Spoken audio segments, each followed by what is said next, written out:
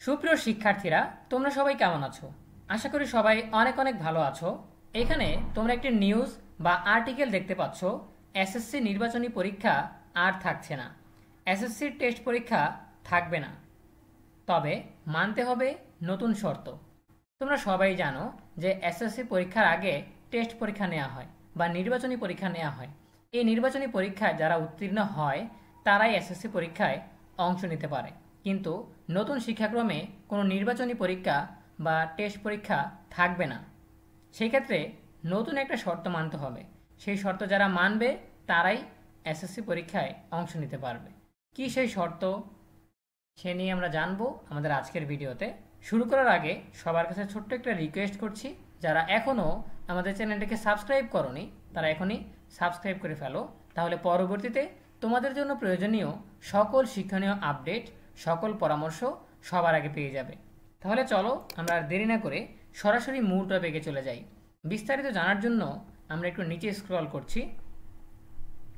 নতুন শিক্ষাক্রম অনুযায়ী কোনো শিক্ষার্থী যদি দশম শ্রেণীতে 70% কর্মদিবসে উপস্থিত না থাকে তাহলে তিনি পাবলিক মূল্যায়ন বা এসএসসি পরীক্ষা দিতে পারবেন না। বর্তমানে মূলত দশম শ্রেণীতে নির্বাচনী পরীক্ষায় বা টেস্ট পরীক্ষায় উত্তীর্ণ হলে এসএসসি পরীক্ষা দেওয়ার সুযোগ দেওয়া হয়, কিন্তু নতুন শিক্ষাক্রমে নির্বাচনী পরীক্ষা হবে না। যেসব শিক্ষার্থী নবম শ্রেণী শেষ করে দশম শ্রেণীতে উঠবে তারাই এসএসসি পরীক্ষা দেওয়ার সুযোগ পাবে।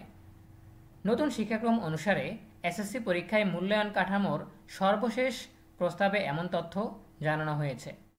জাতীয় শিক্ষাক্রম ও পাঠ্যপুস্তক বোর্ড এনসিটিবি সূত্রে এইসব তথ্য জানা গেছে। এনসিটিবি বলছে তারা আশা করছেন জাতীয় শিক্ষাক্রম সমন্বয় কমিটি এনসিসিসি সভায় মূল্যায়নের বিষয়টি শিগগির অনুমোদন হবে। বর্তমানে যেসব শিক্ষার্থী নবম শ্রেণীতে পড়ছেন তারাই প্রথমবারের মতো নতুন শিক্ষাক্রম অনুযায়ী এসএসসি পরীক্ষা দিবেন।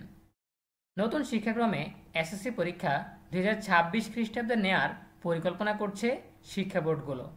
তবে এর পরের বছর থেকে সামষ্টিক মূল্যায়ন বা বার্ষিক পরীক্ষার মতো ডিসেম্বর মাসেই এসএসসি পরীক্ষা নেওয়া যায় কিনা সেরকম ভাবনাও চলছে। এ পর্যন্ত যে সিদ্ধান্ত এসেছে তাতে নতুন শিক্ষাক্রম অনুযায়ী এসএসসি পরীক্ষার সামষ্টিক মূল্যায়নের লিখিত অংশের ওয়েটেজ হতে যাচ্ছে 65%, আর কার্যক্রম ভিত্তিক অংশের ওয়েটেজ 35%। মোট 5 ঘন্টায় হবে এসএসসি পরীক্ষা। কার্যক্রম ভিত্তিক অর্থাৎ অ্যাসাইনমেন্ট করা, উপস্থাপন, অনুসন্ধান, প্রদর্শন, সমস্যার সমাধান করা, পরিকল্পনার প্রণয়ন ইত্যাদি বিষয়ের সঙ্গে মিল রেখেই হবে লিখিত অংশের মূল্যায়ন। সো এই ছিল আমাদের এখনকার আপডেট থেকে আমরা যে বিষয়গুলো জানতে পারলাম যে আগের মতো টেস্ট পরীক্ষা নেওয়া হবে না। যারা নবম শ্রেণী থেকে দশম শ্রেণীতে উত্তীর্ণ হবে সবাই এসএসসি পরীক্ষায় অংশগ্রহণ করতে পারবে। তবে এই ক্ষেত্রে যে শর্ত দেওয়া হয়েছে সেটা হচ্ছে দশম শ্রেণীতে 70% কর্মদিবসে উপস্থিত থাকতে হবে। অর্থাৎ মনে করো দশম শ্রেণীতে 200 দিন বা 200 কর্মদিবস ক্লাস হলো, এই ক্ষেত্রে 70% অর্থাৎ 140 দিন উপস্থিত থাকতে হবে। এভাবে যতদিন ক্লাস হবে বা যত কর্মদিবসে ক্লাস হবে বা শ্রেণী কার্যক্রম চলবে এর মধ্যে 70% উপস্থিত থাকতে হবে।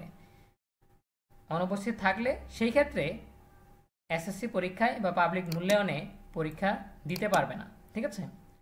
সো এই ছিল আমাদের এখনকার আপডেট। দেখা হবে পরবর্তী আপডেট নিয়ে নতুন কোনো ভিডিওতে। সেই পর্যন্ত সবাই ভালো থাকো, সুস্থ থাকো, নিরাপদে থাকো। সকলের জন্য রইল অনেক অনেক শুভকামনা। ধন্যবাদ সবাইকে।